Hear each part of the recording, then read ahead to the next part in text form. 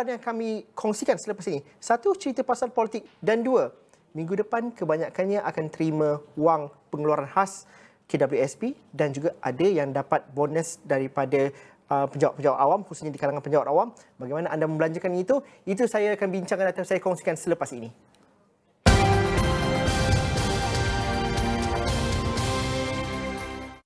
Ya, Abang dah pulang dari bazar Ramadan ni. Kita memang teruja untuk menyambut Ramadan kali ini.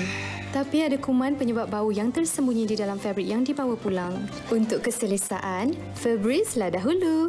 Ia boleh menghapuskan bau, kuman sehingga 99.9% dan terbukti menghapuskan virus.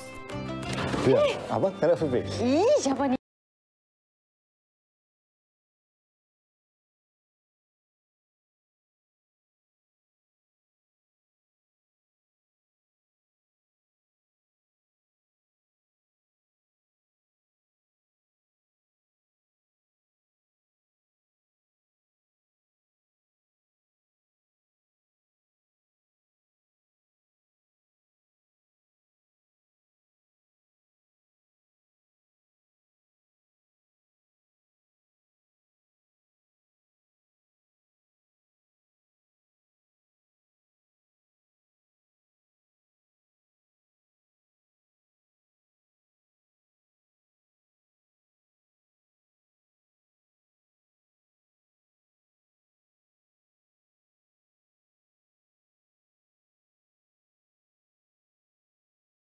Uighur dan juga orang-orang lain.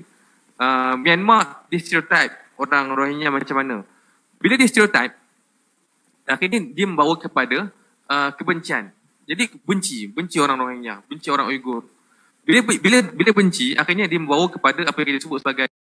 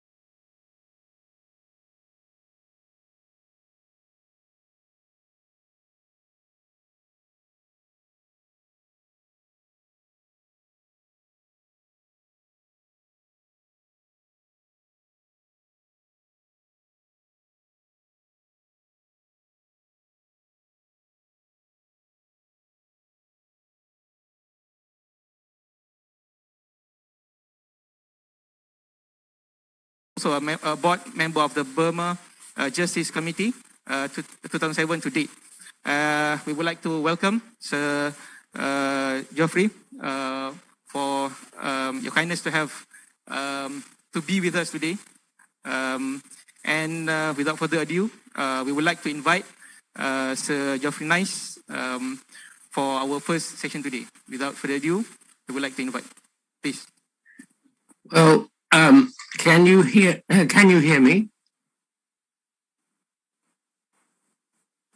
Yes, loud and clear. And is there any camera that can show me the people? Maybe a louder.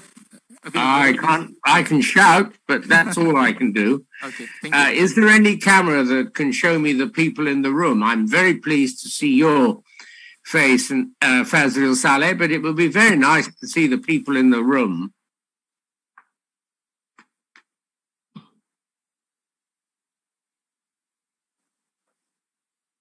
Ah, that's better. Thank you. Well, good morning, everyone. And thank you very much for the China Tribunal into forced organ harvesting, where the tribunal had been formed by the non-governmental organization concerned. One member of that composition had been a businessman called Nick Vetch, and he and I formed the Uighur Tribunal. A couple of the other people were known to us, but for the most part, we recruited from a pool of people selected from the internet, really. We decided that they should all live in England because of COVID. We couldn't make it an international tribunal as we did when Professor Andrew Koo was a member, and I'm delighted to know that he is with you today. But we tried to make the tribunal diverse as to countries of origin of the people and so on, gender and so on. And eventually we had a pool of people from whom to select the other 7. None of them had an interest in the Uyghurs. None of them had the words human rights specialist hanging round their neck. They were simply people of high quality from a range of different disciplines. They knew in advance that they would get not one penny piece, no money at all for what they were to do. They knew that it would bring them nothing else in the way of public recognition, but that it would cost them a great deal of time and work. And do you know, everyone in the pool from which we eventually selected 7 was willing to give of their time and work free to deal with this question. Why? The second fact, which is always a pleasure to explain to people in talks about the tribunal, is that when the tribunal had gone through its processes and reached its judgment, what did it do next? Nothing. Unlike most reports into the Uyghurs, it didn't end with several pages of recommendations telling other people what to do. Government, schools, universities, businesses, travel companies. It didn't tell them what to do because it assumed that with knowledge, people would respond to the duties that they have. And so now, let's go to the question, why should we care? In 1948, several things of great importance happened for the world. And they were made to happen by people, including, for example, Eleanor Roosevelt, but also many others, who had personal knowledge and sometimes personal experience, not just of one world war, but of 2. And they knew precisely how bad people can be in the way they deal with other people, how evil can emerge from political decisions that are made by wicked leaders, something we are seeing right now on the territory of Ukraine. And so it was that the United Nations was formed, the Genocide Convention came into being, and the Universal Declaration of Human Rights was drafted. A document that could not be drafted today, I have little doubt, because countries would no longer be willing to sign up to these critical values. What are those rights? Well, that's a philosophical or historical question that you can discuss amongst yourselves. Do they find themselves rooted in pre-biblical times? Do they find themselves rooted in different bits of behavior by odd countries along the way? Do they find themselves rooted in Europe, at any event, in the Age of Enlightenment, the 18th century? Or were these simply rules that were rights, rather, that were identified in 1948 as being rights that we should have? It doesn't much matter, I think, whether they were rights that really are innate to being a human being, that came with you at birth, or whether they are rights that we all decided collectively should have special prominence and priority in what we do. For this reason, my right is your duty. Your duty is my right. And underlying a great deal of civil society work, and the Uighur Tribunal is an example of civil society work, underlying civil society work is a recognition of those rights and therefore of our duty to ensure that those rights exist. And once you reach that conclusion, then it doesn't matter where the right is something that needs to be respected. The fact that I live in England doesn't mean that my duties to my fellow citizens are limited to people who live in England, or perhaps into our nearest neighbours, the Netherlands, Belgium, France, and Spain. No. If I have a duty to mankind at all, it's a duty wherever that other man and woman is. And you can only perform a duty properly if you have knowledge of the fact that it is the right you protect by performance of your duty is being put at risk.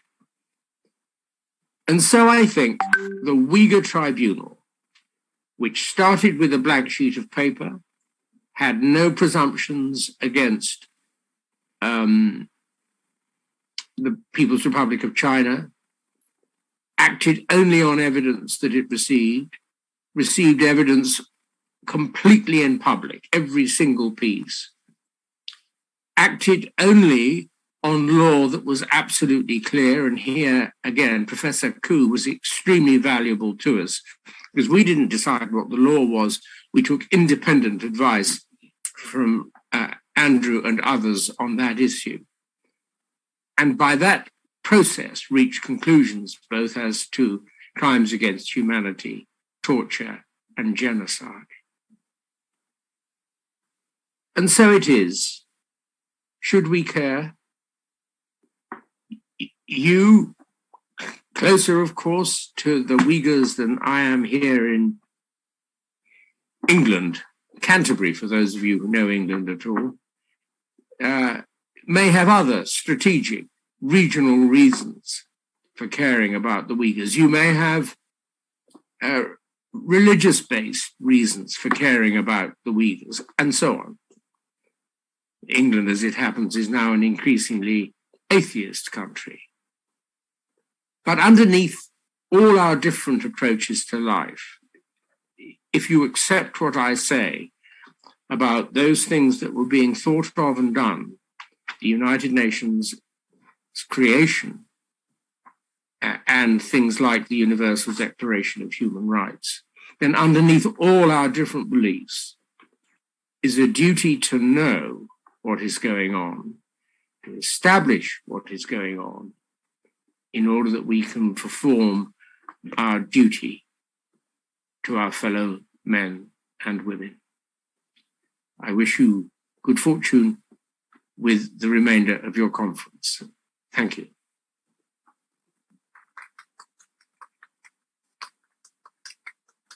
Thank you very much to Sir Geoffrey.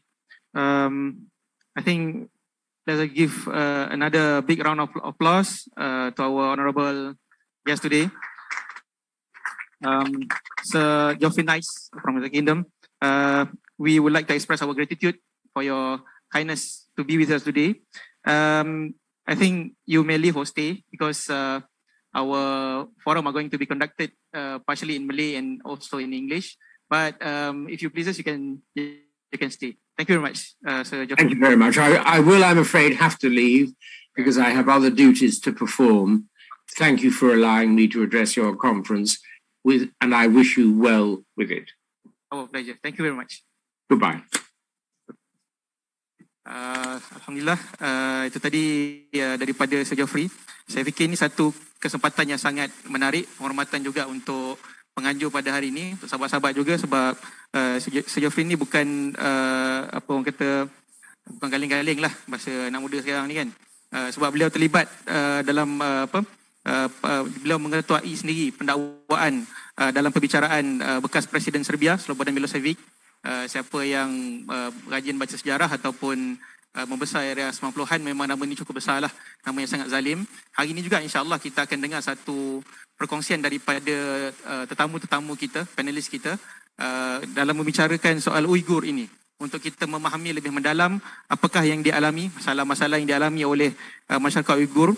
Saya fikir mereka saya telah memperkenalkan pembicara kita pada peringkat awal tadi tanpa membuang masa. InsyaAllah kita akan buat dalam 2 pusingan. We're going to conduct our forum today with 2 rounds. And each panelist will be given 5 minutes each for the first round and the second round. Therefore 10 minutes each for the total rounds. And insyaAllah we also going to have closing remarks from 3 of our distinguished guests, including Dato' Ahmad Azam Abdul Rahman, President of WADA, Mr. Andrew Hu from the Bar Council, Constitutional Law Committee, Mr. Omar Wanat, the Chairman of Executive Committee World Uighur Congress. And without further ado, we are going to start our forum now. Jadi saya teruskan dengan pembicara kita yang pertama, yang ini Presiden ABIM sendiri, Saudara Faisal. Untuk round yang pertama ni, pusing yang pertama ni, kita semua tertanya-tanya kan, kenapa perlunya ada Uighur Tribunal ni, kalau boleh diterangkan. Bismillahirrahmanirrahim. Assalamualaikum warahmatullahi wabarakatuh. Terima kasih moderator, Saudara Zairuddin, my esteemed panelists, Mr. Omar Kanat, Andrew Ku, Zuhri, Jason, Usha and Dato' Ahmad Azam. Alhamdulillah hari ini kita ada forum bilingual, insyaAllah kita akan guna. Berbalik kepada persoalan mengapa kita perlu ada Uighur Tribunal. Yang paling penting, yang pertama, isu penindasan terhadap komuniti Uighur ni dah berlalu berdekat-dekat. Dan still ada naratif yang mengatakan bahawa ia adalah sesuatu yang palsu, hoax lah, maksudnya benda yang tak betul. Malah dalam perbincangan ABIM kita bukan anti China. Waktu awal COVID melanda dunia, ABIM ialah NGO pertama jumpa dengan kedutaan China, kita hantar surat simpati. We care about the Chinese people when the outbreak of the COVID-19 in 2020. Kemudian over the discussion memang disebut UN punya data tak betul. Kemudian kita juga ada argument kita berasaskan kepada kawan-kawan kita, our Uyghur friends and so on. So dari segi itulah bagi kita perlunya ada Uyghur Tribunal. Sebab Uyghur Tribunal ni dia menjadi mediator sebenarnya mediator untuk membuktikan apa yang terjadi di Xinjiang. Jadi contoh, bila mana kalau kita tengok Uighur Tribunal, macam mana dia conduct case dia, transparent, dia interview dengan mangsa-mangsa secara live, termasuk juga dengan our expert, legal expert, Sir Andrew, tentang law, international law and so on. Kemudian juga Uighur Tribunal ni memberi ruang kepada kerajaan China, Chinese government untuk reply. Tapi mereka refuse lah untuk reply kan. Jadi bagi saya lah, Uighur Tribunal ni adalah satu inisiatif untuk kita sendiri, public tahu apa yang terjadi di Xinjiang. Sebab asalnya kita dah tak tahu betul atau tidak. Jadi bila ada tribunal, kita baru tahu, okey, benda ni betul atau tidak. Okay, with regards to the question, why do we need Uighur Tribunal? Okay, the issue of oppression towards Uyghur people, Uyghur communities, had been in existence for decades. And there are narratives played by certain, I could say, irresponsible quarters, saying that it is a hoax, maybe it is a myth, or it is untrue. And that's the reason why we need Uighur Tribunal, because we were in an impasse where we don't know which one is true, whether the data is true, the data, the concentration camp and so on is true, or whether it is just a hoax. Because the narrative played by the Chinese government, for example, they say that it is an agenda of the white supremacy, it is an agenda of the United Nations to destabilize China. I would like to firmly emphasize, even ABIM, when we bring this issue of Uyghur, it doesn't mean that we are anti-China. It doesn't mean that we are anti-Chinese people. Even when the outbreak of the COVID-19, we were the first NGO in Malaysia who visited the Chinese embassy, and we provided the letter of sympathy towards the Chinese people. So we need to say our love towards humanity. It is not a matter of we anti-China, Chinese people, and so on. So when there are narratives played by Chinese government or Chinese people in China, saying that it is a hoax, it is an agenda to destabilize Chinese government. So that's the reason why we need Uighur Tribunal, at least in order to break the impasse. So through this Uighur Tribunal, I also followed the tribunal through the YouTube when it was live. It was conducted in a transparent manner. They have a lot of interviews with the victims. So all the victims, Uyghur victims, can give testimony, evidences, and so on. And the opportunity also was given to the Chinese government or their agencies or their people to reply, but unfortunately they refused to reply. It was stated by Sir Jeffrey, in the judgment. In fact, during the session where the opportunity was given directly to the Chinese government, but there is no reply. To cooperate. But Chinese, as usual, they accuse this Uighur Tribunal as something to uphold the white supremacy agenda and so on. So, in order to break the impasse, as I said, we need this Uighur Tribunal. At least we will know what is the real thing that happening in Xinjiang. And as what was nicely articulated by Sir Jeffrey, why do we need Uighur Tribunal? As what was said by him, they have provided evidences, or even they have said that the Chinese government have committed something that fulfilled the element of genocide.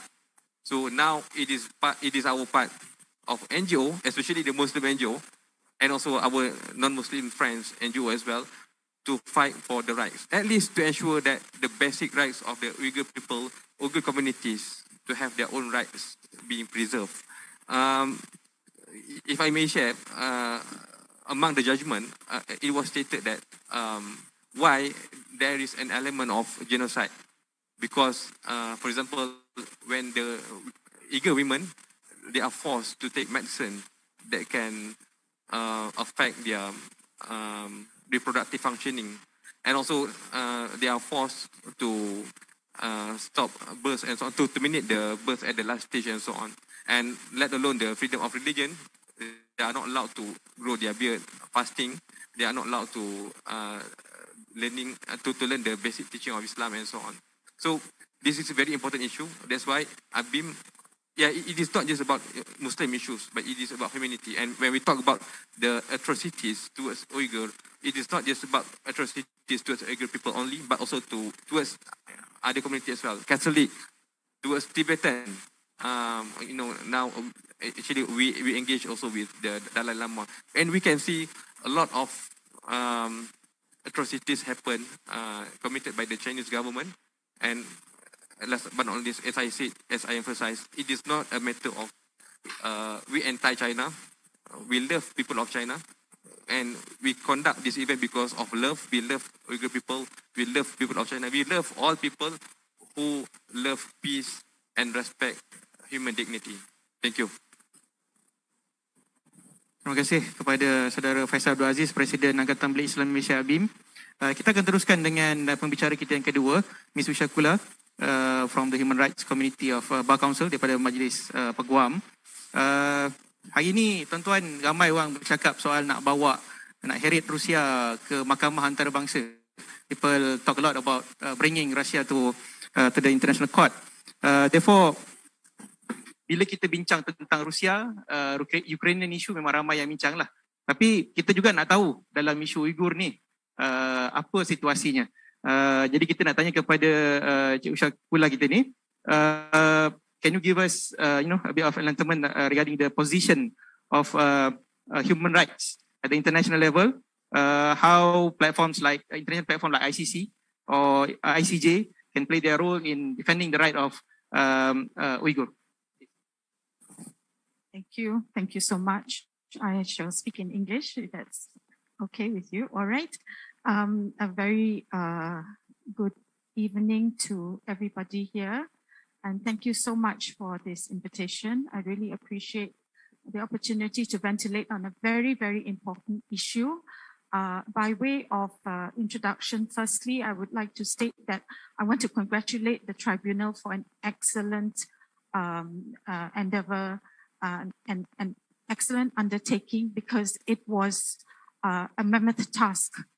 And they did an excellent job and a very much needed job in international law, which is very lacking. You mentioned the ICJ, which is the International Court of Justice, on the Ukraine issue. Yes, on the Ukraine issue, international law has gone full speed ahead, or the ICC, ICJ, the UN, you name it.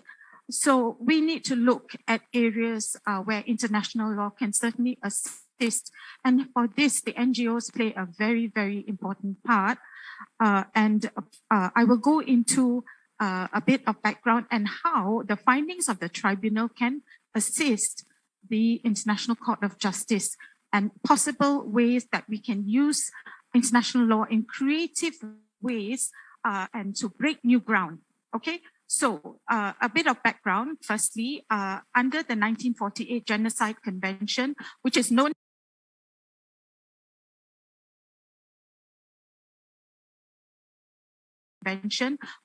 as the Convention on the Prevention and Punishment of the Crime of Genocide, that provides the basic background to the definition of genocide. The International Court of Justice has defined this definition as so intrinsic in law because it comes from, starting from the Nuremberg Principles onwards, that it now forms customary international law. So whether or not countries have ratified these basic conventions, it is automatically part and parcel of customary international law, and it is binding on all nations. So international law defines genocide as an act committed with the intent to destroy in whole or in part a national, ethnical, racial, or religious group or communities of people. Among the specific acts listed in the convention are killing and or forcibly transferring children away from the group and or inflicting on the group conditions of life calculated to bring about the physical destruction in whole or in part of that particular community. So it's a targeted group that we are talking about, and we have seen it time and time again. We saw it with the Rohingya issue, and we're going to draw some parallels in comparison. So now a bit of background of the tribunal, and I want to congratulate my learned friend Andrew, who was part of the tribunal. The tribunal did an excellent job, and it is the tribunal is an independent group of human rights advocates, defenders, and intellectuals, academics who came together on this very important issue, much needed, and they rose to the occasion. The tribunal found in December 2021 that China had beyond reasonable doubt committed genocide, and they explicitly cited the use on the Uyghurs of forced displacement, internment camps, forced infanticide, forced abortion, forced sterilization of the community. So these acts come within the clear definition of the Genocide Convention, and I congratulate the tribunal for coming to those conclusions. Now, on international law, international law is not something that is beyond the reach of people. It is very much within the reach of NGOs and everyday people, and we need to use it to the full benefit of injustices that occur, breaches that occur. Whenever we find that there are injustices, we need to look at that. So now, as far as the definition of genocide, it comes under the general definition of international criminal justice, ICJ.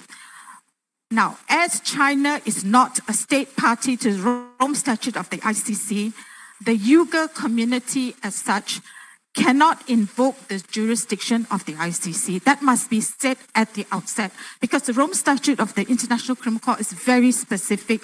You have to be a state party in order for the invocation of the Rome Statute, which is why we need to find creative ways to overcome that, and there are.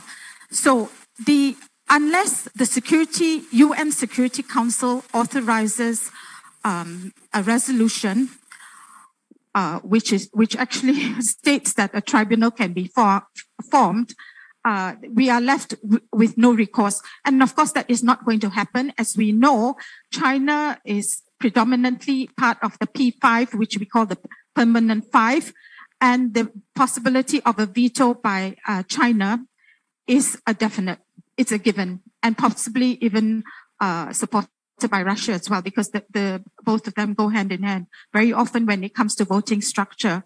So the veto structure within the UN Security Council is something that really I think a lot of people are looking into because it serves no purpose whatsoever. The structure has been in existence since 1945. Time for change. Now, leave that aside. Since we cannot use the UN Security Council for a resolution, what do we do? This is why there have been very many ways in which creative methods have come about. If you recall, in the case of Myanmar, the Gambia versus Myanmar, they filed a suit in the International Court of Justice using the Genocide Convention. That is a very strong possibility in this case. If you can find a friendly, neutral nation, even if you can request Gambia again, to step up to the plate, they can certainly, as a member state of the UN, because the ICJ is only open to member states of the United Nations. NGOs cannot file, people cannot file, and so on. So the ICJ is formed under the UN Charter. So it is a statutory body of the United Nations, and it's a primary judicial organ, which means it is only open to member states. So if you can get Malaysia to file, that would be brilliant, It's, worth looking into, So this is the thing. If you can get a neutral, friendly nation to file, you're on board already, you're 1 foot in. And then that nation will be able to use the findings of the tribunal, and you'll be able to assist in speeding up the process with all the evidence and whatnot. That will be one method, because that's how they did it in the Gambia versus Myanmar. The Gambia filed on behalf of the Rohingya people who were alleging that genocide was taking place. That case is ongoing in court at the moment. So this is one way that you could to be creative and innovative. Another method, of course, is the UN General Assembly itself. The UN General Assembly always overcomes the shortcomings of the UN Security Council. Whenever the UN Security Council falls short, and it very often does, people just go straight to the UN General Assembly to ask for a resolution. Those resolutions, very often, if they are unanimous or there is a majority, what will happen is those resolutions very often form hybrid tribunals, which is one method. A resolution by the UNGA we call UNGA, a hybrid tribunal. That is another thing which you can get a friendly nation to actually, they have to canvass for votes. That's very important. Vote canvassing and a lot of horse trading has to take place behind the scenes. Until and unless you're sure that you can have a majority vote, of course, a unanimous resolution would be best. So this is the other thing. Now, the background to all of this is that it has been done. It is not that it has not been done, because recently, again on the ICJ, recently Ukraine invoked the jurisdiction of the ICJ under the Genocide Convention by filing their claim as a member state. And the ICJ took it up almost immediately, instantly, and came up with provisional orders, which are binding. They are binding. And what happened is, on the 16th of March, immediately they came up with an order that Russia should cease and desist. So this is it has been done. And the Gambia has also filed. So now, moving on from there, the Rohingya people, and this is something that needs to, you will probably have to look in a spotlight. How did the Rohingya people do it? Under the ICC, which, if there is a creative way of doing it, because with the ICC, the Bangladesh was a nation state, a state party to the ICC. If the Uighur people have actually migrated to a surrounding area which is a state party to the ICC, there will be possibility to file. But of course, the proceedings will have to file with the prosecutor, and then the prosecutor will take it up. I do understand some Uyghurs have already filed the case at the ICC, but of course they're dragging their feet because China is not a state party. Now, the other thing is, how did the Rohingya people file a case with the ICJ? On November the 11th, 2019, Republic of Gambia filed a suit against the Union of Myanmar in the ICJ for violations of the Genocide Convention. Now, this must be said that it is a very historical lawsuit that brought into critical focus Myanmar's responsibility on the Rohingya issue and on the Geneva Convention. So this is a major way forward. So I hope that we would be able to see a breakthrough using international law, because it is at everybody's disposal. It is not some lofty ideal. It is a very practical method. Thank you so much, and I look forward. Thank you, Ms. Shakula. Kita bagi tepukan sikit. Semangat saya petang-petang, tuan-tuan. Ramai yang puasa ni saya faham. Kita akan teruskan dengan Saudara Zuhri Yuhi, Presiden Malaysia Puan Uighur. Kita dengar tadi Ms. Shakula disebut soal bagaimana Gambia mengambil inisiatif untuk membawa kes berkaitan dengan penderitaan umat Rohingya ke Mahkamah Antarabangsa. Jadi di sini kita nampak jalannya ada, tapi sudah tentu ada beberapa kekangan lain lah, terutamanya membabitkan kos dan juga sama ada keanggotaan membolehkan mereka didakwa atau tidak. Kita akan teruskan dengan Tuan Zuhri Yuhi. Macam kita tahu tuan, tengok muka pun dah macam orang Uighur kan. Kita secara umumnya kita tengok kerajaan Cina ni dia tolak tuan tentang apa orang kata dakwaan orang Uighur ni ditindas. Dia kata nak kata kena tindas, ada masjid apa? Masjid ada, orang Islam pun ada. Dia kata takkanlah berlakunya penindasan tu. Operation tu rasanya tak ada. Sebab tengok senyum je kan bila orang Malaysia datang melawat. Jadi memandangkan Tuan Zuhri sendiri pernah pergi ke Xinjiang, tengok sendiri realitinya, boleh ceritakan sikit apa yang boleh dikongsikan. Silakan. Terima kasih saudara moderator dan esteemed colleagues, comrades. Firstly, I'd like to convey my congratulations for the Uighur Tribunal, which is a mammoth task and a mammoth success. Dan terima kasih kepada pihak ABIM kerana menganjurkan Uighur Tribunal Forum. Okay, bismillah. I have to introduce myself because every time I wear a dopa, people ask me, how long have you been in Malaysia? Saya Melayu, born and raised in Section 17, Petaling Jaya. But I have 4 grandmothers, but 2 are Chinese descent. So absolutely, this is not about anti-China or anti-Chinese. I have Chinese blood myself. So this is about human rights, about the oppressed. It's about justice. This is about justice, pure and simple. And so back to the question of my trip in Xinjiang, East Turkestan in 2019, April. It was a embassy-sponsored trip. They took 20 Islamic representatives from different NGOs, and you were treated very well. You know, very well. You know, ambassador level sort of treatment. You know, wherever we go, our bus would go. They would close the road for us to go through, and you know, we stay at 5-star hotels. Very well treated, but if you are there, you can see everything that they take us through is a Potemkin village. That's a word for everything is a put-up show. They only let us talk to the people they want us to talk to. But when we go off their script, they get really upset. Wherever we go, there's always a circle of people around us. We cannot leave the hotel. They held on to our passports. And in Kashgar and Urumqi, I tested to see what's going on.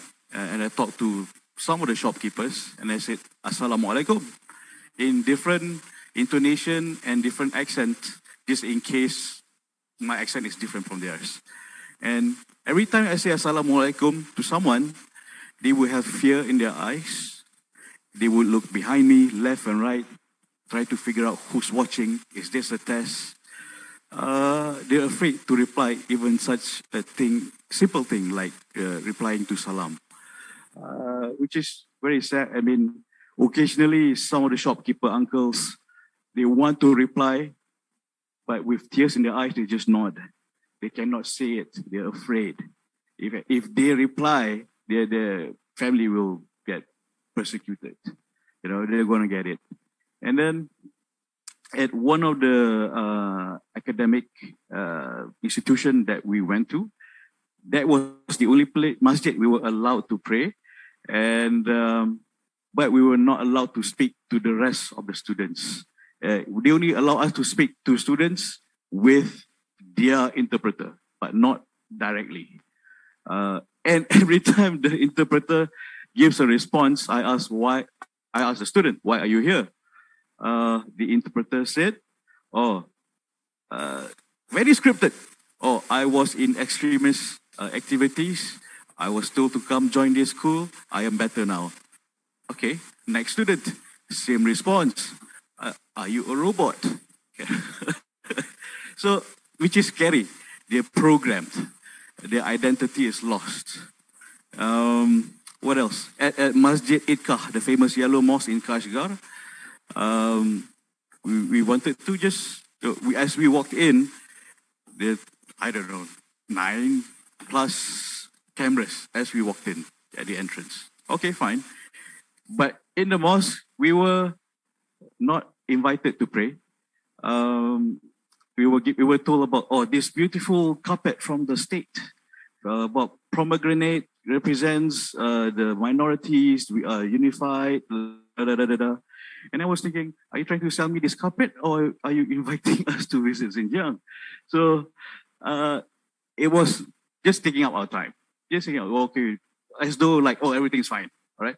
So before we left Itkah Mosque, I wanted to donate some money, which is 20 ringgit is just like, 20 yuan is just like 14 ringgit. So it's like, and I asked, where's the donation box? The tour guide said, why do you want to donate? this is what we do. We go to masjid, we give a donation.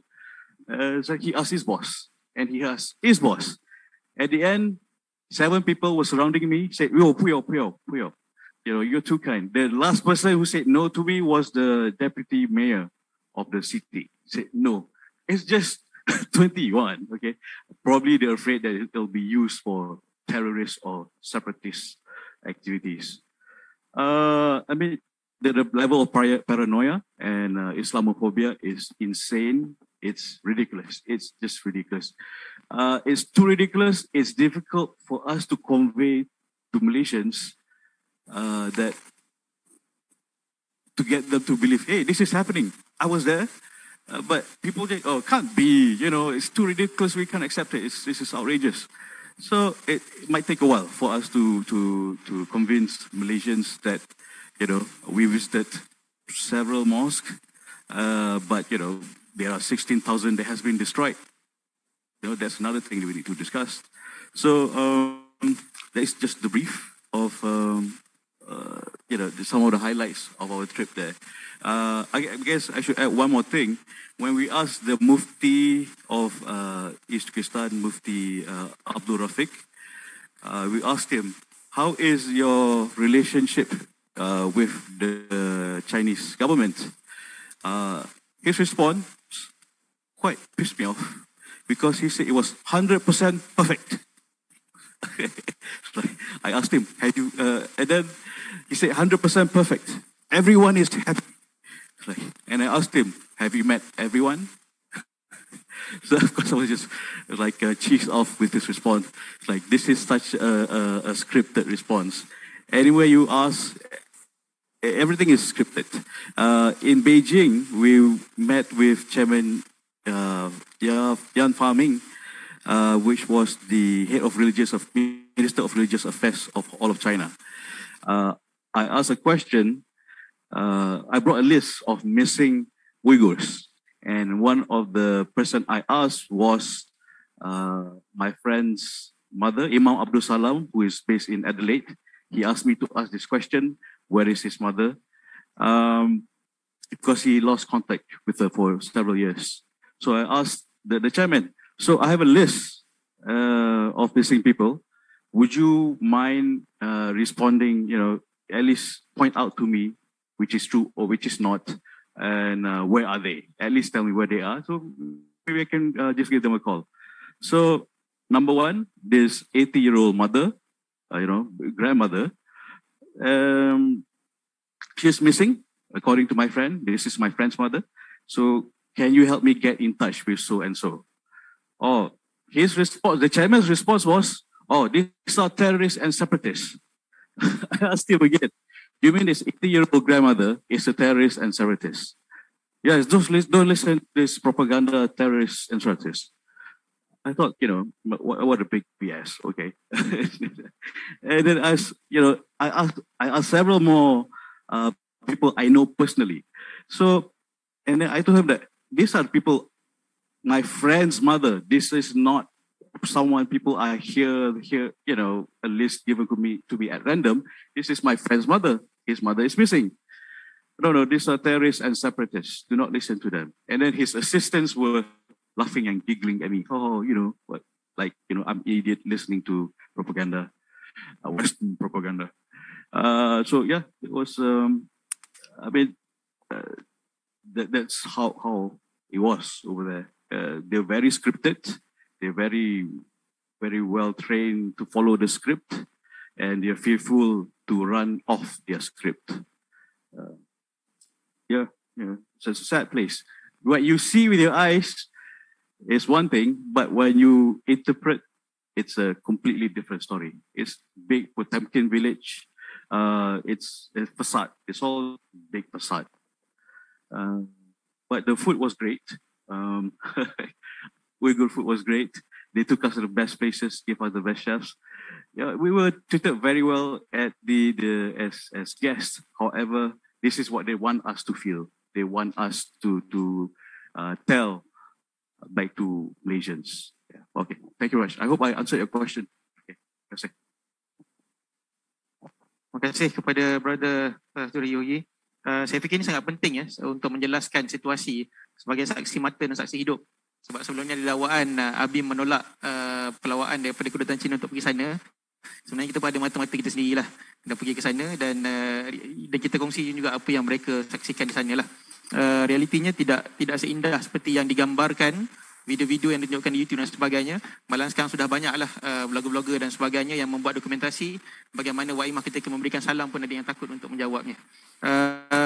Jadi penindasan itu real dan kezaliman itu real. Kita bersama seterusnya dengan pembicara kita Mr. Jason Leong, Penasihat Association of Next Gen Christians of Malaysia and Com. Kita nak tanya ni Tuan Jason, kalau tengok isu Uighur ni dia bukan isu agama sebenarnya. Bukan satu agama saja sebab dia adalah isu global, membabitkan humanity, kemanusiaan dan sebagainya. Jadi kalau boleh Tuan Jason kongsikan, ia juga sebenarnya berlaku kepada penganut agama lain di China juga. Jadi bagaimana kalau boleh Tuan Jason kongsikan isu sebegini ni sebenarnya adakah dia penting? Dan sejauh mana kita boleh bawa isu ini supaya masyarakat non-Muslim di Indonesia juga mengambil cakna, mengambil prihatin terhadap isu Uighur ini. Silakan. Terima kasih Tuan Moderator dan terima kasih juga kepada ABIM atas jemputan untuk hadir untuk forum ini. Isu tentang Uighur ni bukan hanya melibatkan orang-orang Islam di China, tetapi di Xinjiang juga terdapat sekurang-kurangnya 2% orang Kristian di Xinjiang. Walaupun Xinjiang secara majoriti terdiri daripada orang Islam, tetapi orang Kristian juga sama sekali dizalimi dan juga menghadapi banyak kekangan dan operation atau operasi daripada pihak kerajaan China atau CCP. Terutamanya mereka cuba membuat satu strategi, iaitu to make the Christians more Chinese, iaitu cuba membuat orang-orang Kristian lebih menjadi orang-orang Cina. Ini merupakan sesuatu objektif yang tak masuk akal, kerana if you are Chinese lah, that's it. No, walaupun apa agama seseorang tu. Jadi proses itu dinamakan seperti proses sinicization atau what we call sinifikasi. So they try to make a person into a very, very goody-goody kind of communist socialist party cadre. So itulah menjadi satu masalah. Kerana bila mereka melakukan proses atau objektif ini, maka terlibat dalam objektif ini iaitu satu dasar di mana mereka cuba putuskan atau jahadamkan segala akar umbi keturunan seseorang. So if you have come from a family of Christians, they try to just cut off that cultural link that you have with your grandfather or your father's religion. So itu merupakan sesuatu strategi yang sama juga kepada orang-orang Islam di Xinjiang, where the religion is that of my father, my forefathers, my grandfather. Ini merupakan satu tradisi dalam keluarga. Jadi tidak boleh diruntuhkan atau dihapuskan secara demikian. Dan tambahan pula orang Kristian di dalam negara China umumnya lebih kurang 100 juta orang Kristian di negara China, dan 100 juta itu merupakan lebih daripada nombor atau bilangan ahli-ahli parti komunis. So this is bigger than the number of Communist Party members. Jadi ini dilihat oleh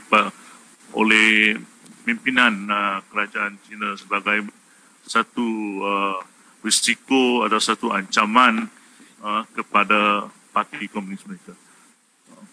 Jadi kalau terlalu ramai orang mengakuti agama Kristian, mungkin satu hari agama Kristian akan mungkin overshadow di Komunis Parti.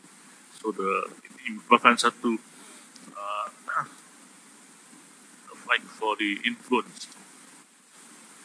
Dan sebenarnya pada tahun lalu di Oktober 10 the Chinese National Day, gereja-gereja dan padri-padri dan pemimpin Kristian di negara China telah diberikan arahan supaya lay low, keep yourself below the radar, jangan tonjolkan diri, jangan buat statement-statement public, jadi just keep quiet, diam saja.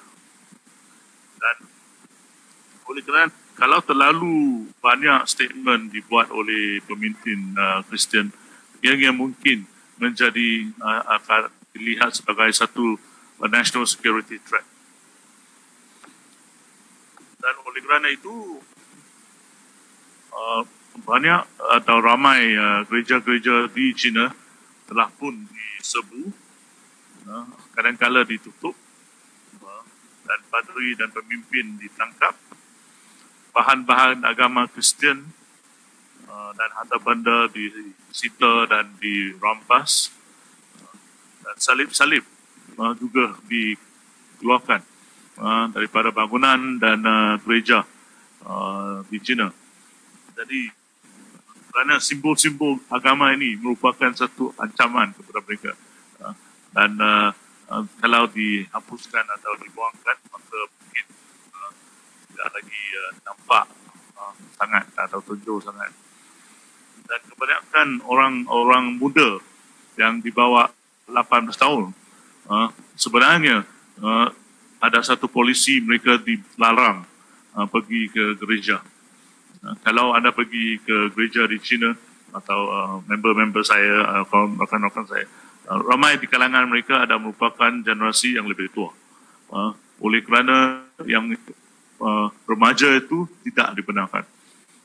So there is a underlying policy. Di tambahan pula, sejak tahun 2020, pihak kerajaan telah merangka undang-undang untuk cuba mengawal atau mempengaruhi pencalonan pemimpin-pemimpin gereja. Jadi kalau seseorang nak masuk jadi komiti atau AJK dalam sesuatu gereja, dia ada mesti memperolehi sedikit sebanyak restu daripada pihak kerajaan. So there is this government influence as to who becomes the leadership of the committee of a church. So this is how they try to influence the church. Dan kebanyakan gereja juga dia telah diberikan poster-poster yang mengandungi ayat-ayat daripada Alkitab, tetapi gambar itu bukan daripada Alkitab. Gambar itu gambar pemimpin-pemimpin China seperti Xi Jinping dan lain-lain.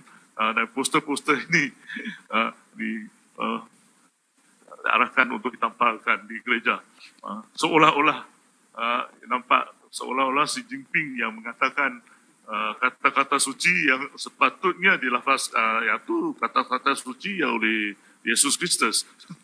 So, seolah-olah bila orang-orang Kristian membuat doa, seakan-akan berdoa kepada Xi Jinping sebagai dewa, atau cuba. Inilah cara-cara yang agak nefarious, cuba mempengaruhi orang-orang Kristian, dan ini telah menimbulkan banyak rasa ketidakpuasan di antara ramai orang Kristian. Dan baru-baru ini oleh kerana terdapat COVID-19 di mana lockdown terjadi, dan ini di sedikit sebanyak bandar-bandar di China sudah mulai buka, reopening. But now because of the reopening, there is a deliberate policy to stop the churches from reopening. Because they say, you dah lama tutup lah, so tutup lagi lah. Tak bagi, no need to open, you know. So it's the kind of policy that they are doing, you know. Tetapi I think we can see that God is great because now we see what happened in Shanghai. Walaupun mereka nak buka, tetapi terpaksa tak boleh buka. So berbagai-bagai cabaran telah melanda berlaku di Shanghai. Jadi okeylah, di sini saja. Mungkin saya stop di sini dan kita teruskan nanti. Terima kasih. Terima kasih kepada Tuan Yang Selong. Dan di sini kita boleh nampak dia bukan sekadar umat Islam saja yang ditindas, malahan simbol-simbol agama tanpa mengira apa juga apa yang dianuti oleh masyarakat Uighur dan juga yang selain daripada yang pro kepada kerajaan komunis Cina akan ditolaklah, akan dizalimi, ditekan dan sebagainya. Nah, jadi kita dah sampai kepada second round kita, round kedua kita, round terakhir untuk para pembicara kita. Kita akan bincangkan tentang isu Uighur kepada pembicara kita yang pertama, Saudara Faizal Abdul Aziz. Kita nak tanya tentang dakwaan terorisme dalam kalangan masyarakat Uighur yang didakwa dilakukan mereka, dan boleh tak ulas dalam masa yang pendek dalam minit ini berkenaan dengan hak beragama, peaceful coexistence, social cohesion dalam kalangan masyarakat Uighur, terutama yang duduk di Xinjiang. Silakan. Baik, terima kasih.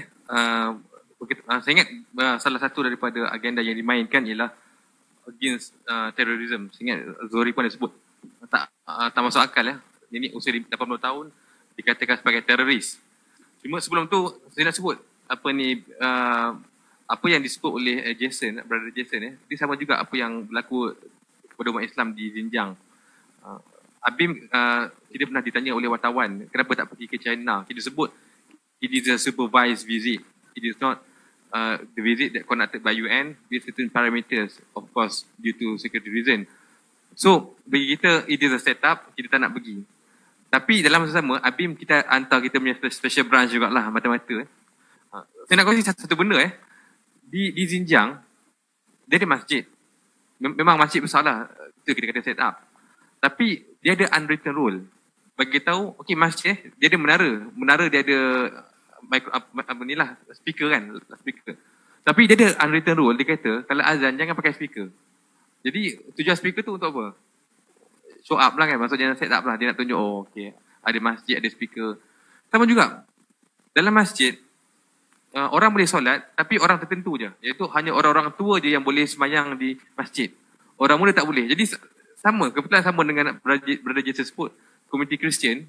Patutlah kita tengok kalau Brother Jason sebut di church, di gereja tengok orang-orang tua, sebab dia ada unwritten rule bagi tahu orang tertentu je, orang tua je yang boleh solat pergi sembahyang, tapi orang-orang muda-muda tak boleh. Jadi itu salah satu strategi bila orang tua ni dah mati, so tak ada orang nak sembahyang dekat masjid ataupun mungkin dekat gereja kan. Jadi itu satu benda yang menarik sebenarnya yang kita tak nampak, yang kita tak tahu. Sebab tu ABIM kita tolak di supervised trip dan memang Zohri pun dah bagi tahu memang set up lah.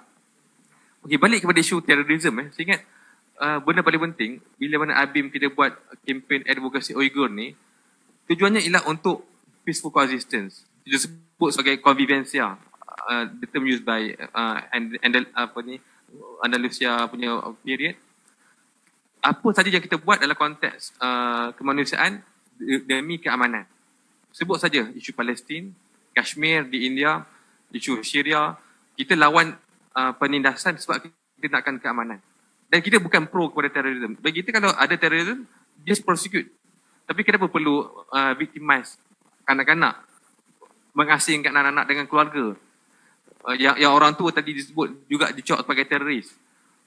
Dan kalau kita saya nak kongsi, ABIM kita ada publish satu booklet lah, Belia Mencegah Ekstremisme.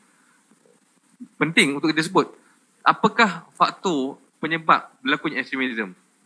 Saya nak kongsi, dia ada beberapa proses menyebabkan berlakunya ekstremisme. Yang pertama, dia mulakan dengan stereotyping. Contoh bila kita stereotype satu bangsa yang lain, dia ni bangsa yang pengotor lah, bangsa A, bangsa yang A, B, C lah. Jadi dia membawa kepada hatred, kebencian.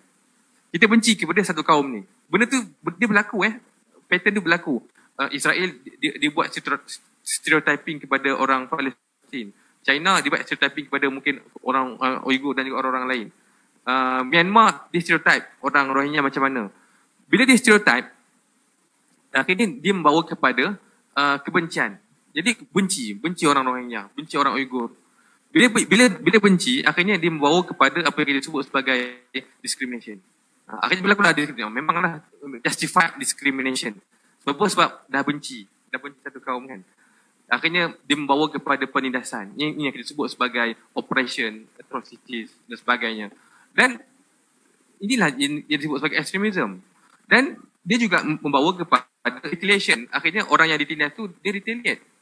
Kita tengok dalam konteks hari ini, komuniti beragama, apa salah kalau kita nak bagi orang-orang beragama ni mengamalkan kehidupan agama masing-masing berdasarkan kepada pengajaran agama dia sendiri. Jadi bila mana berlakunya penindasan, agama tidak dibenarkan, orang Uighur tak dibenarkan simpan janggut, tak dibenarkan berpuasa, tak dibenarkan semua benda, jadi ia akan menyebabkan berlakunya retaliation. Dan ini juga mungkin kalau kita nak sebut berlakunya respon-respon yang agak agresif oleh orang-orang Uighur. Jadi asasnya ialah kalau kita nak lawan terorisme ini, kita harus menghormati maruah manusia, karamah insaniah. So with regards to the questions, I think yes, just a brief. It is not just about terrorism, but we need to deal with the root cause of terrorism. ABIM, we published a booklet, Use Against Terrorism, where, in this book, we listed the processes that leads to terrorism or extremism. First, stereotyping. When people start to stereotype one race with many negative elements, for example, what Chinese government did to the Uyghur people, they say maybe Uyghur people is terrorists and so on. So it leads to racial hatred or religious hatred. And then when there are religious or racial hatred among the Chinese towards Uyghur, so it comes to the discrimination, the justified discrimination. Oh, you can discriminate him because this one, this A, B, C, and so on.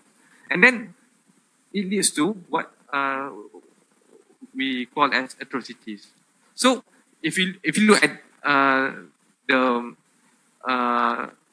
the issue of extremism around the world, either be it in Kashmir, in Xinjiang, in Palestine, the same pattern happened. It started with stereotyping, and then racial hatred, and then discrimination, and then atrocities or tyranny by the government. So these processes need to be addressed in the first place. In order to stop extremism or terrorism, we have to deal with this kind of release of processes in the first place. So we need to mutually respect the rights of the Uyghur people, or even be it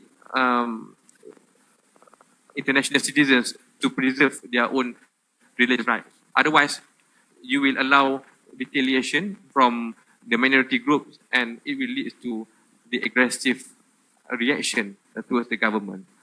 So it is very important to note, it is not about terrorism. If Chinese government believe there is separatists or terrorists, you can just go by law. I think you are well equipped to deal with terrorism. You are a very big country.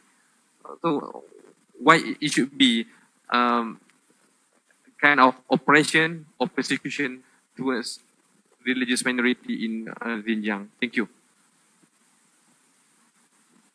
Terima kasih kepada Saudara Faisal. Kita akan teruskan dengan Ms. Shugla. Earlier we have discussed about the international platforms like ICC and ICJ. Now, my second question is, how are we going to make sure that these international platforms, we can enforce and make sure that their decision or resolutions that have been passed or decided can be enforced towards the oppressor or the criminals? Absolutely. It's so important in international law for the perpetrators to be brought to justice. That's so important. The topic of today's session of the forum is the Uighur Tribunal. Why should we care?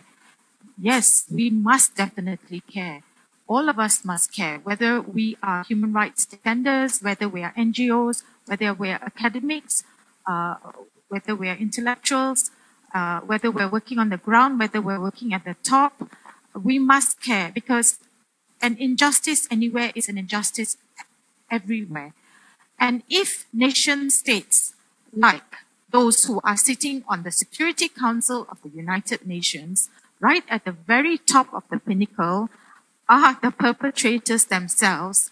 This means there is something drastically wrong with the structure that is in place.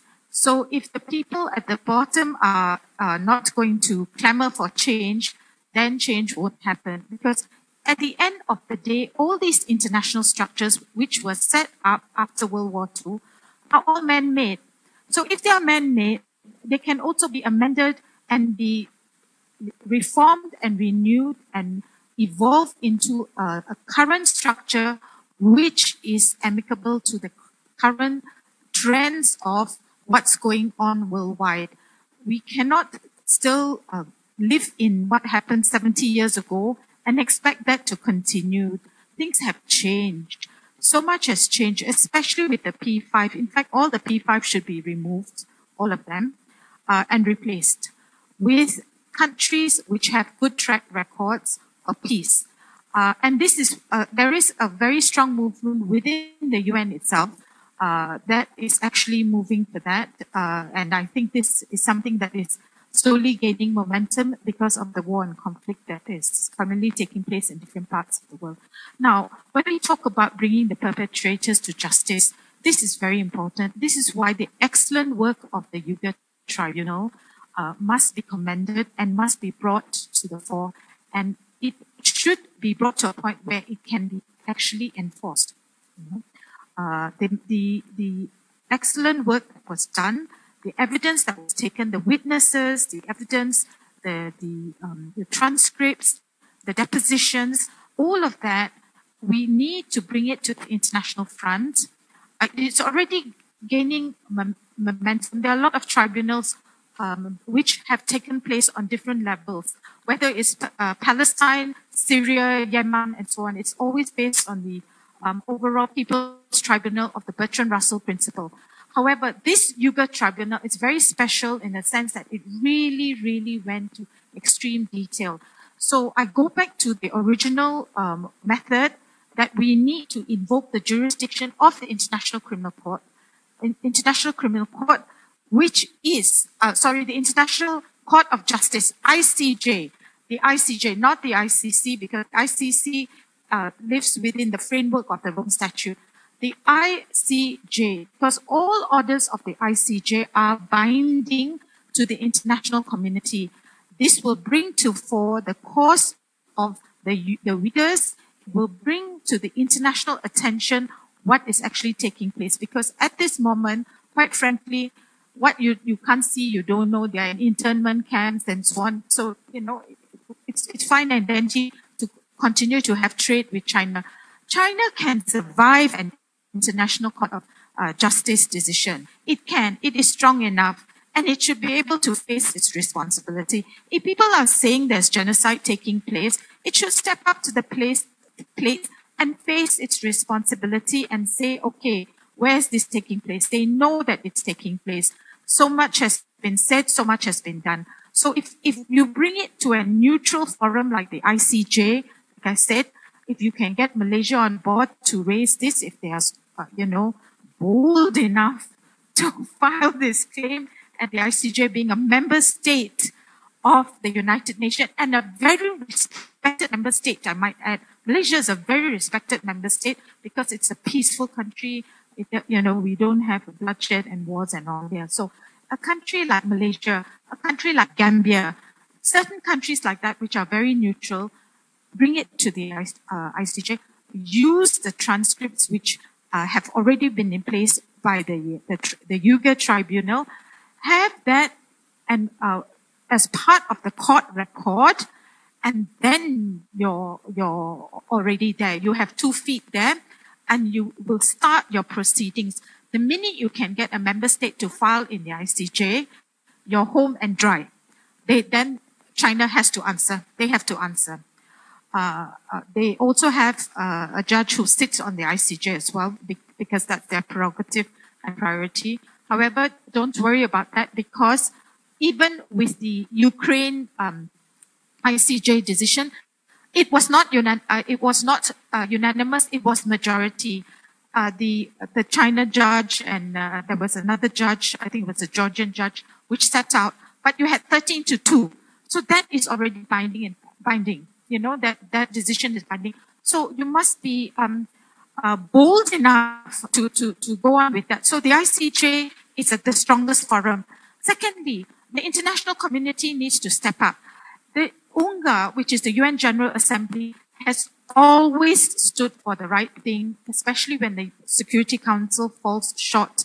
In fact, the UN General Assembly is the platform in which a lot of nation states, a lot of member states of the UN bring about their grouses. They have raised several resolutions on Palestine, Yemen, Syria, and on the Uyghur issue, I must add, the UN General Assembly on October 2020, 39 countries took steps to raise criticism over the Uyghur rights abuses. So that's already a start there. The EU itself has raised it. Recently, we had even the US, Blinken, the secretary there, raising that issue. So these issues have been raised by certain dignitaries at different levels. However, in order to have a more forceful voice, you want a resolution by the UN. We have not seen that yet. So that's another thing that has to be worked on. Once you have that, like you had in the Ukraine issue, I go back to again one, the Gambia one and the second, because the Ukraine one, they tried their luck and they really succeeded, because that Uniting for Peace resolution at the UN General Assembly was a historic resolution which was passed unanimously. So you want something like that which really gives it a strong flourish, a strong stand. So you want the international community to really sit up and take notice.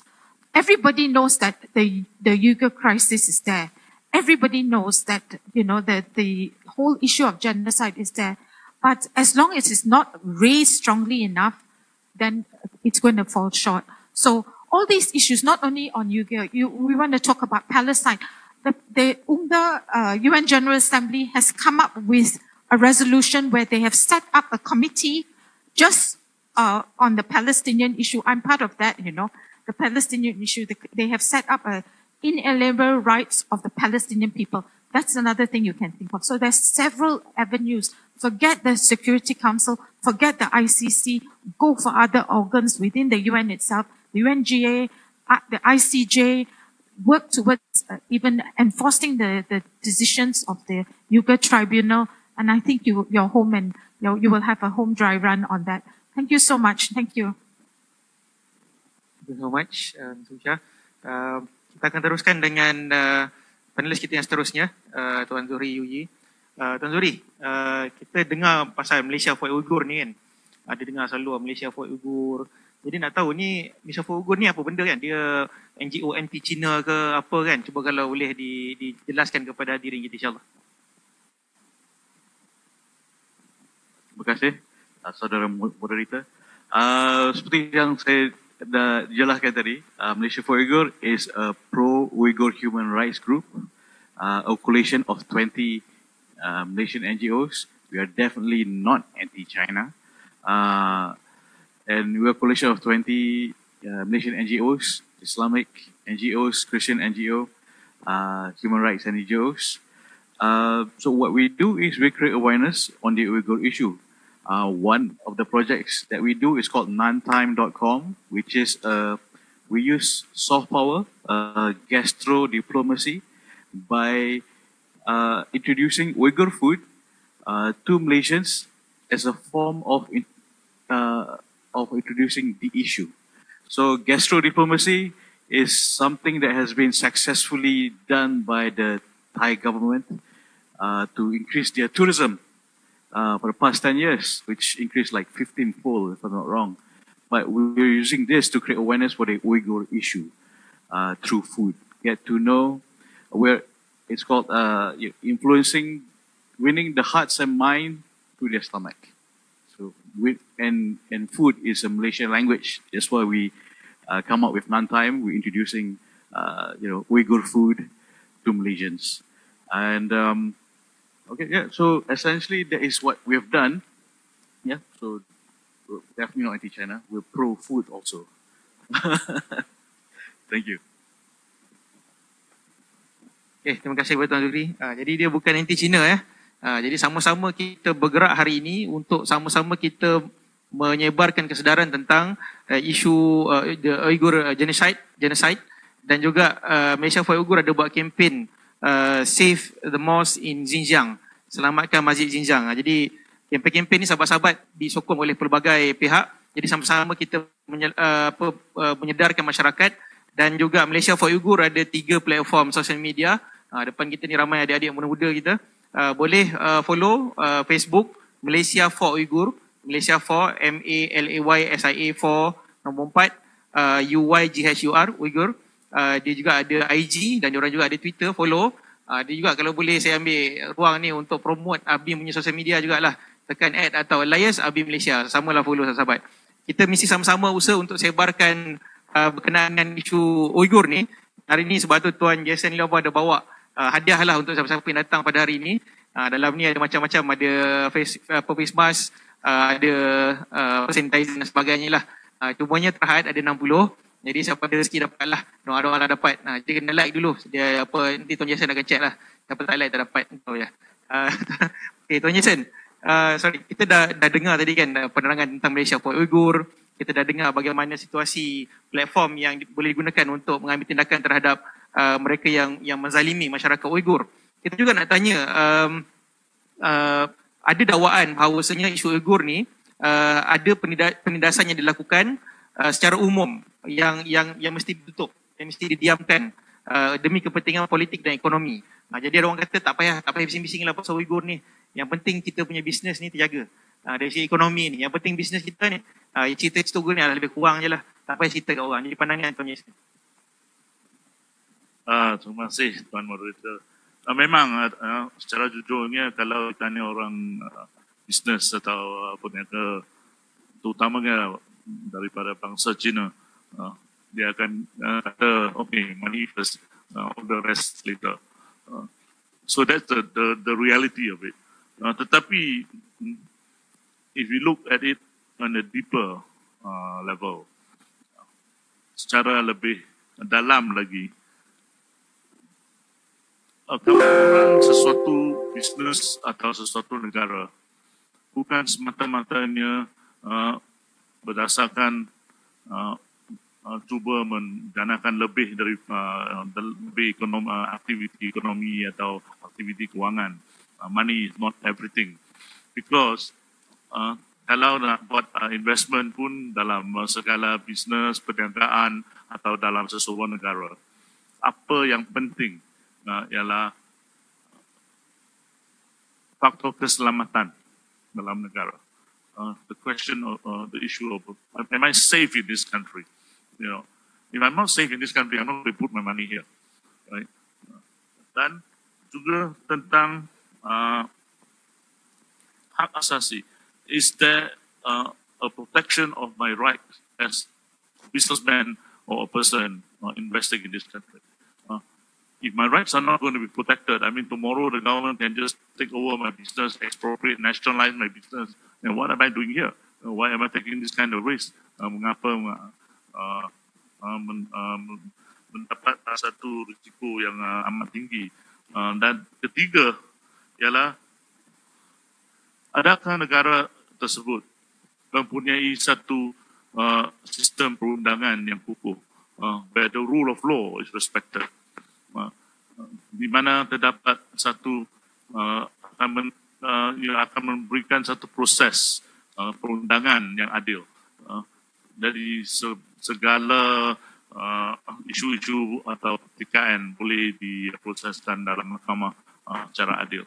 So that is important. So the idea about defending the rights of the Uyghurs is the same as defending the rights of the Palestinians, because it is the same as defending the rights of the Rohingyas or any other marginalized communities anywhere in the world.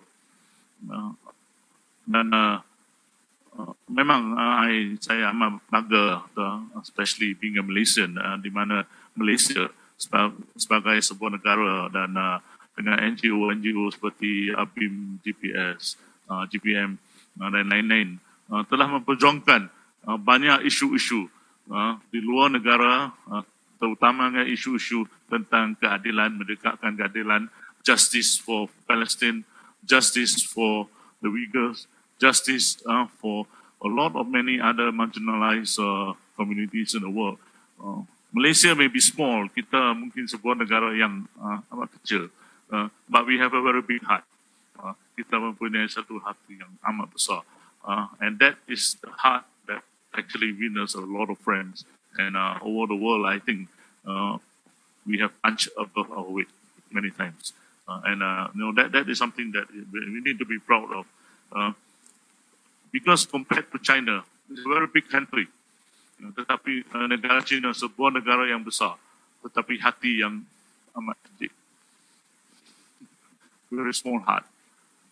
Sikit-sikit macam hati macam kaca, sikit-sikit sudah pecah. Tak boleh tahan dah, mesti react, and then try to react, and then try to clamp down under using repressive measures, oppressive measures. Ada satu pepatah in English, it says the true measure of a character of a man is how he treats his own fellow man. If he cannot even treat his own fellow man in a good way, this guy is don't talk about character anymore. Right? So this is exactly what is needed. So China has a lot of things to learn. Shanghai today, the way they treat their own Shanghainese, their own people in Shanghai, already shows the failure of the CCP as a country and as the leadership of this massive country. And they look at human rights as an existential threat towards their sovereignty. Mengapa takut sangat tentang hak asasi undang-undang, sebagaimana ia akan seolah-olah ia akan menghapuskan sovereignty negara itu. Bukan. Sama seperti di Hong Kong. We talk about economics. Hong Kong merupakan sebuah tempat yang amat kaya dan makmur. I have a special place in Hong Kong because that was where I had my first job. I worked for HSBC as a banker, lepas graduate from University Malaya. So I was 8 years in Hong Kong, and we made a lot of money. But look at Hong Kong today. Hong Kong today is a shadow itself. More than 30% of its economic activity has gone. The last 10 years of GDP in Hong Kong has already collapsed, minus 9%, almost every year. All the wealth of Hong Kong is gone. Hong Kong is totally destroyed today as an international business center and financial center. No more. My friends in Hong Kong told me, finish. Everybody is not coming back here now. Because Hong Kong now, the cry, they say, Hong Kong is the next Xinjiang. Betul. Hong Kong seolah-olah Xinjiang seterusnya. Kalau apa yang telah berlaku di Xinjiang, berikanlah beberapa tahun lagi. Apa yang akan berlaku di Hong Kong sekarang memang telah berlaku. Terdapat penindasan, terdapat kezaliman, askar yang bertopengkan polis di Hong Kong. This is a PLA, but they call themselves the Hong Kong police. I got a lot of friends in Hong Kong police. They don't beat people like that. I know them. Tetapi ini merupakan satu pasukan polis yang agak luar biasa. Jadi ini merupakan sebagaimana kita tahu, Xinjiang is known as XUAR. It is a Xinjiang autonomous, special autonomous region. Hong Kong is supposed to be known as a SAR, Special Administrative Region. One country, two system, 50 years, 50 tahun, daripada tahun 1997 sampai ke 2047. Tapi tahun ni, 2022, kurang daripada setengah, 25 tahun saja. Hong Kong sekarang menjadi one country, one system. Mana sistem yang kedua? di mana akan terdapat lagi kebebasan ekonomi dan lain-lainnya. Jadi ini merupakan suatu what they call that, a development yang kurang memuaskan dan amat tidak menyenangkan. Ini juga telah memberikan sesuatu cabaran terhadap orang-orang Hong Kong. Semangat Hong Kong, orang-orang Hong Kong telah dipatahkan. A lot of people have migrated, have run away. Even the churches in Hong Kong have given up.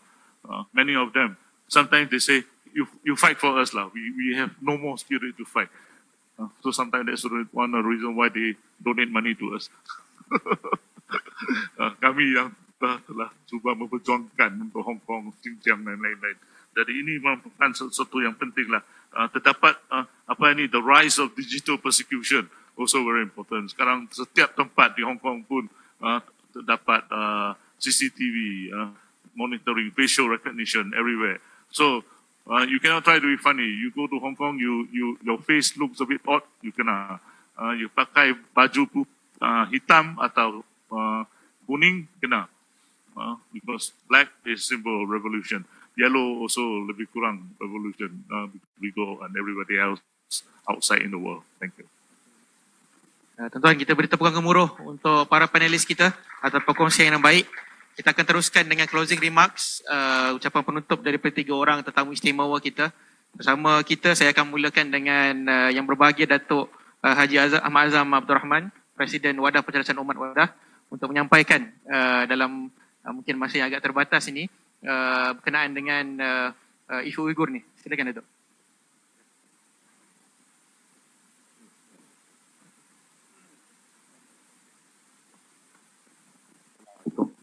Assalamualaikum warahmatullahi wabarakatuh. Terima kasih di atas usul ini.